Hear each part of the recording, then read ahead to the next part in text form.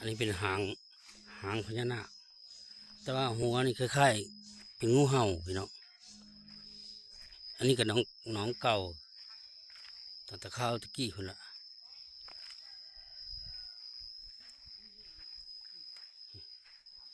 หางคนสององค์สองโต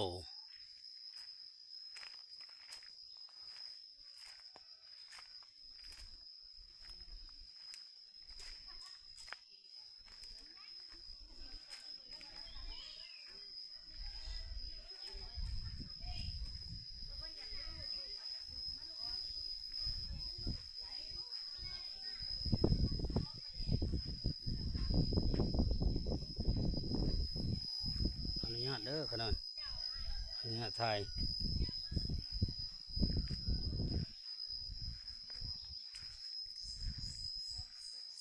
หางเงาขนาดเลย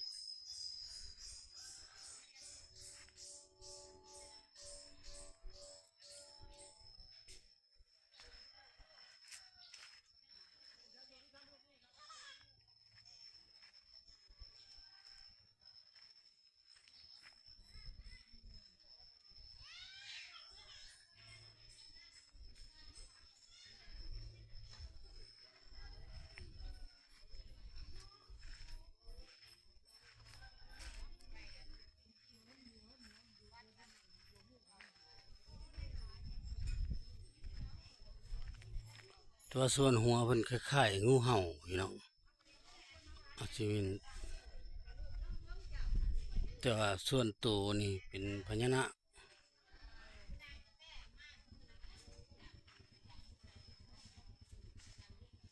ส่วนหัวเป็นงูเห่า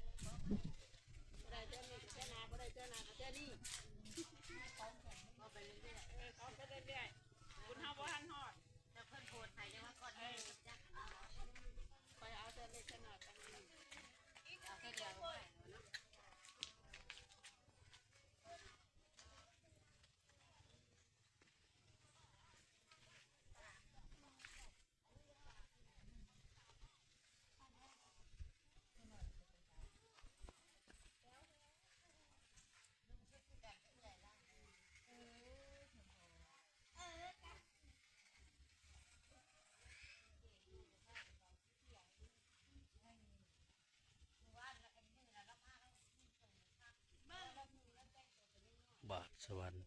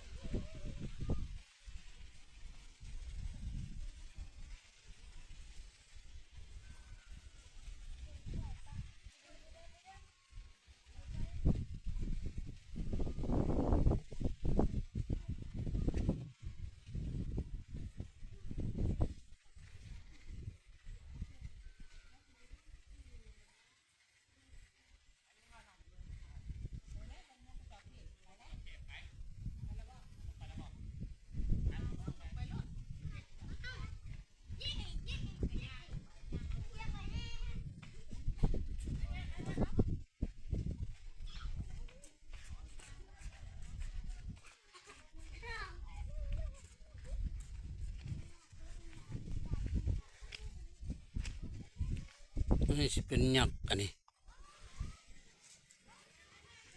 มียักษ์มีเทวดาก็มี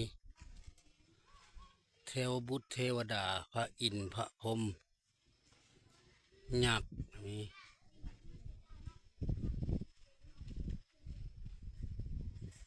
เลาะส้ม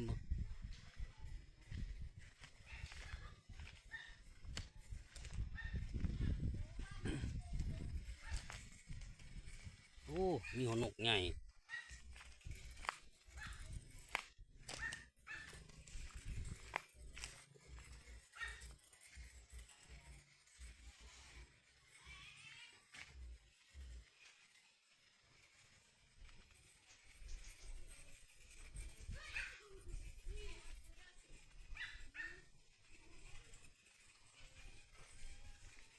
อ้าตัว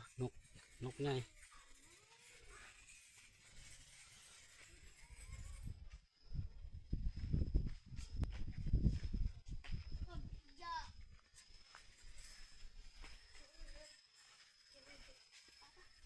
อันนี้นกใหญ่พี่น้องนกใหญ่นกกระจอกใหญ่อ้าเถอะ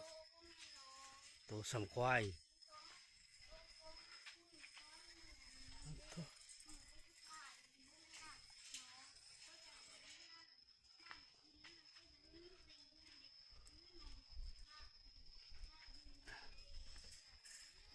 อ่า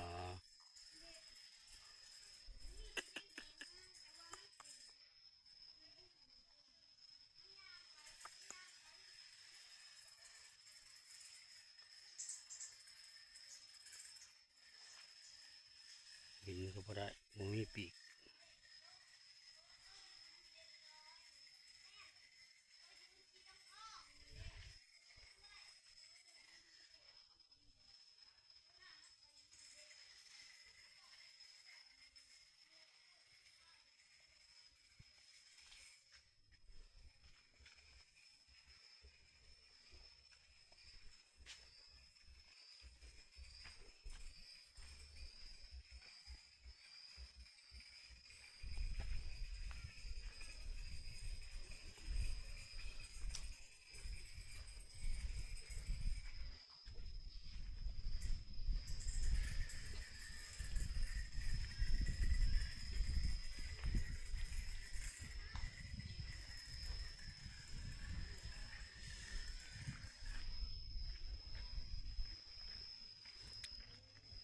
พี่น้องอยากมาเที่ยวแล้วมา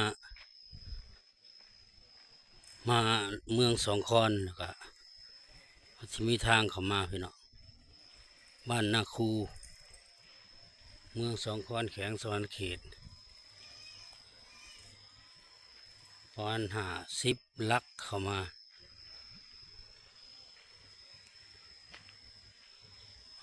มาขอพรคนนี้คือแบกนั่นตลอด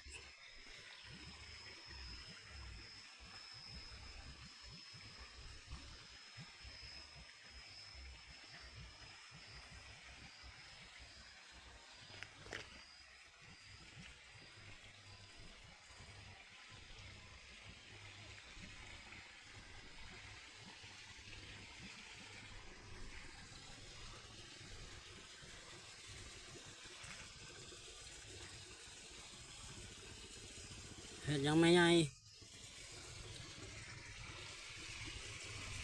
โอ้ป่า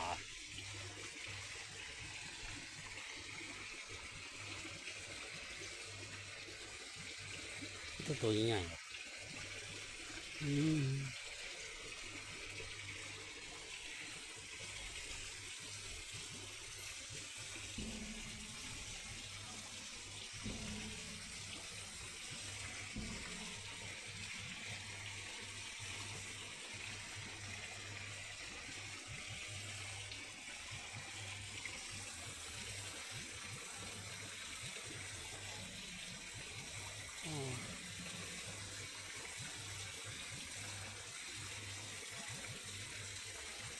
ตัวหนึ่งประมาณ7-8 โลเนาะป่า